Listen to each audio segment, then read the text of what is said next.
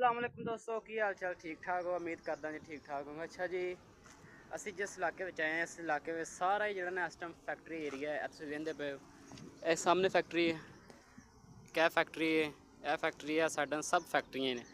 ਔਰ ਇਹ ਸਿਰਫ ਫੈਕਟਰੀਆਂ ਦੇ ਜਿਹੜੇ ਨਾ ਇੱਕ ਨਹਿਰ ਵਗੈਰਾ ਕੀ ਕਹਿੰਦੇ ਨੇ ਜੋ ਵੀ ਹੈ ਬਣਾਈ ਹੋਈ ਹੈ ਕਿ ਜਿਹਦੇ ਵਿੱਚ ਜਿੰਨਾ ਵੀ ਨਾ ਫੈਕਟਰੀਆਂ ਦਾ ਗੰਦਾ ਮੰਦਾ ਪਾਣੀ ਜੋ ਵੀ ਹੁੰਦਾ ਇਹ ਸਾਰਾ ਪਾਣੀ ਜਿਹੜਾ ਨਾ ਇਹਦੇ ਵਿੱਚ ਜਿਹੜਾ ਨਾ ਇਸਤੇਮਾਲ ਹੁੰਦਾ ਜਾਂਦਾ। ਇਹ ਗੰਦਾ ਮੰਦਾ ਪਾਣੀ ਯੂਜ਼ ਹੁੰਦਾ। ਤੇ ਵੇਖੋ ਮਾਸ਼ਾਅੱਲਾ ਇੱਥੋਂ ਗੁਜ਼ਰ ਰਿਹਾ ਹਾਂ, ਦੇਖਿਆ ਬਹੁਤ ਹੀ ਪਿਆਰਾ ਇਲਾਕਾ ਲੱਗਾ ਮੈਨੂੰ। ਤੇ ਫੈਕਟਰੀਆਂ ਵਾਲਾ ਸਭ ਫੈਕਟਰੀਆਂ ਇੱਧਰ ਸਾਈਡ ਤੇ, ਕੋਈ ਘਰ ਬਾਰ ਨਹੀਂ, ਕੋਈ ਵੀ ਘरेलू लोग जोड़े ना इस साइड ते नहीं रहते हैं। सारे जोड़े ना सब यानी कि जिन्ना भी सारा फैक्ट्री एरिया तो और जो भी है यार दोस्तों वीडियो थोड़े वास्ते चलो जिस तरह भी बनाई दियां ने एडियां प्यारी प्यारे वीडियो बनाई दियां ने। तुसीं जाके वीडियो चैक भी कर सकते हो।